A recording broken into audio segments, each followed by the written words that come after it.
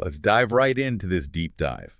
Sounding more confident and professional in English at work can be tough sometimes. So today we're going to try to break that down. We've got a collection of common workplace phrases here. And it turns out that how we think we should say things in English and how native speakers actually express themselves. Well, there's a difference. Yeah. I think what's interesting here is that even small changes in the way you say things can have a really big impact on how people see you at work. Yeah. It's not just about getting the grammar right, but also using language that's, appropriate. And it can help you build better relationships with your colleagues. Okay, so let's start with online meetings. Who hasn't had those awkward moments online where the tech messes up or you're trying to, politely jump into the conversation? Right. Oh, absolutely. Yeah. Yeah, and in online meetings, clear communication is even more important. You've got those little delays, when people are fumbling with the mute button, and it can make things feel choppy, for sure. And we've got a bunch of phrases here that cover those situations, like when there are connection problems or even just figuring out when to chime in. Like, I know I've said you seem to lose the connection just now, but it turns out there's a better way to say that. Yeah, for sure, because saying it that way can kind of sound like you're blaming the other person, even though you're just stating what happened. So saying something like, "we lost you for a second," is more neutral, and it sounds more like you're all in it together. So it's like you're taking responsibility as a group for the tech issues, which I guess makes sense in a way. Exactly. It's those small changes that can really make the whole atmosphere of the meeting more professional and friendly. Okay, so what about in-person meetings? I feel like there's a whole different set of rules you need to know there. Yeah, you're right. And sometimes those little cultural differences in how we express ourselves can be a big deal. For example, I see a phrase here about being late to a meeting. I would probably say something like, "Sorry for letting you wait for me so long." But I guess that's not the best way to say it. Yeah, you're right. That does sound a bit too casual, a bit too long maybe for a professional setting. A better way to say it would be like, "sorry to have kept you waiting." Yeah. It gets the point across and you're not dwelling on it too much. Ah, so you're still being respectful of everyone's time, Hmm. but in a more direct way. Okay, I'm starting to notice a pattern here. But what about when you're actually in the meeting and you're trying to participate? That's where things can get tricky, because navigating discussions at work can be tough.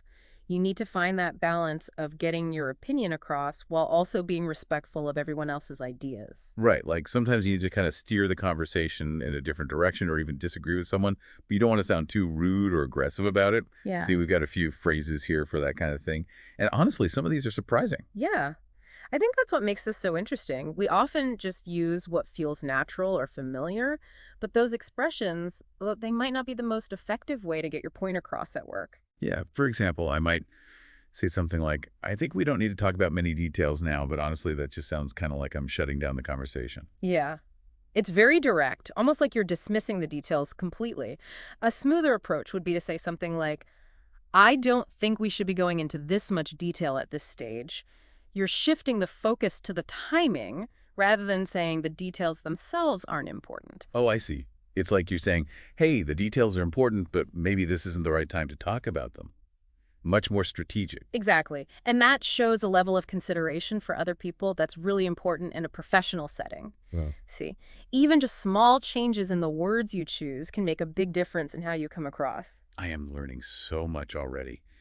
But before we move on to specific phrases, I want to talk about something I struggle with, those moments where you need to sum up the main points or move from one topic to the next in a smooth way. Yeah. Those are key skills if you want meetings to stay focused and productive. And you're right, it's not easy to do it well. I see we have some phrases here for this too. Like, I probably would just say summarize, but is there like a fancier word I could use instead? Oh, yeah. Recap is a good one to use here. Instead of just summarize. Why is that? Well, recap suggests that you're not just going over the facts, you're carefully revisiting the key points. It can make you sound more engaged and in control of the conversation. Never thought about it that way. So it's like recap makes it sound like you're being more strategic and thoughtful rather than just repeating yourself. Yeah, it really does. And it shows how even choosing one word over another can make a big difference in how you sound. Okay, I'm ready to dig into more of these phrases. What else stands out to you? Well, something that comes up a lot in online meetings is how to politely jump in. You know, when someone's talking and you've got a question or something to add? Oh, yeah, that's always awkward. I feel like I'm always interrupting, especially online when you can't see everyone's reactions. It's tricky, for sure. Now, you might just blurt out, sorry, I want to say something, but there's a smoother way to do it. Okay, tell me. What's the secret? Try phrasing it as a request, like, could I interject here? Could I interject here? Okay, that does sound more professional. It doesn't sound so much like I'm just barging in. Right. It shows you're respecting the flow of the conversation, but you also want to get your point across. And using a word like interject shows you've got a good vocabulary. This is making me realize how many times I've probably used the wrong phrases without even knowing it. We've all been there. That's why it's so important to look at these subtle differences. It's like you're really fine-tuning your communication skills so you can make a bigger impact. Speaking of fine-tuning, I see a phrase here about checking for understanding. It says that saying, am I right, isn't the most professional way to go. Yes. Good one. That's a classic example of something that might be fine with friends, but could sound a bit too informal or even confrontational at work. So how can you check if everyone's on the same page? Instead of asking a question that needs a yes or no answer, you could try, could I just check I've understood you correctly? Oh, that's a good idea. You're still making sure you understand, but it's phrased more like a request for clarification and not a challenge. Exactly. And that tiny change in tone can really change how people hear what you're saying. This is amazing. It's like you're giving me a secret code for how to talk at work. Huh. I like that. And remember, it's all about getting better over time. The more you think about these little differences, the more confident and effective you'll become as a communicator. Okay, so let's switch gears a bit. How about starting meetings effectively? I see there are different ways to introduce a recap of the last meeting. Ah, yes. This is where those small word choices can really set the tone for the whole meeting. Okay, so it says here that, let's summarize the last meeting before we start this meeting. Gets the point across, but it's not very elegant. Yeah, it sounds a bit repetitive and lacks a certain finesse. Instead, try something like, let's start with a brief recap of the previous meeting. Let's start with a brief recap of the previous meeting. Okay, yeah, that does sound much smoother and more to the point. Exactly. And see how recap is a little more sophisticated than summarize. It gives the impression that you've carefully considered the previous discussion. It's like using a really precise tool instead of a hammer. You get the same result, but it's more controlled and has more impact. Exactly. Okay, so speaking of transitions, what about moving from the big picture to the actual details of a project? Ooh, that's one I always struggle with. Yeah, It feels so clunky to suddenly change topics like that in a meeting. I know what you mean. You might be tempted to say something like, now we have finished talking about the whole plan, let's move to the details. But there's a more dynamic way to do it. Okay, I'm ready for the pro tip. How about something like, okay, that's the broad plan. Let's get down to the specifics now. Let's get down to the specifics now. Ooh, I like that. It sounds more engaging and like we're ready to take action. And did you notice, broad plan sounds a bit more formal than whole plan. Plus, get down to is a really good idiom that gives the sense of focusing in on something. Yeah, it's like we're rolling up our sleeves and getting down to business. Exactly. Those tiny word choices can really make you sound more confident and like you're in charge. This is blowing my mind. I feel like I'm learning a whole new secret language within English. It's true. There's so much nuance and strategy to workplace communication that we don't even realize. I'm so glad we're talking about this. I bet our listeners are getting a lot out of it too. I hope so. These skills are so valuable no matter what kind of work you do. We've covered so much already. I feel like we could talk about this for hours. Yeah, we could. But how about we take a little break and come back with even more tips on how to master workplace English? All right, we're back. Ready to finish up our deep dive into sounding more professional at work in English. I feel like I'm already way more confident just from what we've talked about so far. Yeah, it's amazing how just changing a few words here and there can really make you sound so much better, right? And you know what I think is really interesting? It's not like you have to memorize a ton of fancy phrases or anything. It's more about just paying attention to the words you're using, being intentional, you know? Yeah, totally. It's like we're becoming more aware of how our words can affect things at work. Exactly. And this next example, I think, really shows what I mean. Imagine you're in an online meeting and someone's connection cuts out.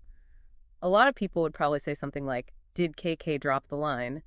But how does that actually sound? Well, it sounds kind of casual and a bit dismissive, like it's just a technical problem and we're not talking about a real person. Exactly. A more professional and thoughtful way to say it would be, did we lose Tay-Tay? You're still talking about the technical problem, but you're also showing concern for your colleague. Subtle, but important. It's shifting the focus back to the person, which I think is really important for building good relationships. Yeah, and that's something we've seen throughout this whole deep dive, right? It's about choosing words that don't just give information, but also show respect and professionalism. For sure. Like, remember when we talked about apologizing for being late to a meeting? It wasn't just about saying sorry, but about finding the best way to express that apology. Right. And that brings us to another interesting situation. Let's say someone's voice is breaking up during a meeting. You could just say, "Your voice disappeared. I didn't hear you clearly." But there's a better way to phrase that. Okay, let me guess.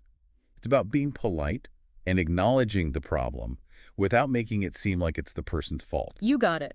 How about something like, "Your voice was breaking up, and I don't think I heard you clearly." Your voice was breaking up, and I don't think I heard you clearly. I like that. It explains the problem clearly, but doesn't sound like you're blaming the person. And it keeps the focus on what they were saying rather than the technical issue.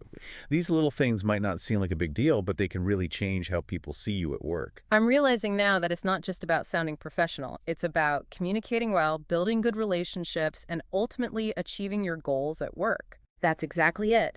Mastering workplace English is so much more than just grammar and vocabulary. It's about understanding the nuances of how we communicate and using language strategically to create a positive and productive environment. Wow, this has been such a great conversation. I feel like I've got a whole new set of tools to help me communicate better at work. That's great to hear. And remember, this is just the start. The more you practice and pay attention to these little things, the more natural and effective your communication will become. Well, sadly, we're out of time for today. But before we go, is there anything else you'd like to share with our listeners? Any parting words of wisdom? Hmm. Well, I'd encourage everyone listening to think about how they communicate at work. What phrases do you use all the time? Are there any little changes you could make based on what we talked about today that could make you sound even more professional and confident? That's a great challenge. And remember, mastering workplace English is a journey. Keep learning, keep improving. That's the spirit. Thanks so much for joining us on this deep dive. We hope you learned some valuable tips and feel inspired to improve your communication skills at work. It was my pleasure. Keep practicing, keep exploring, and keep striving for excellence in everything you do.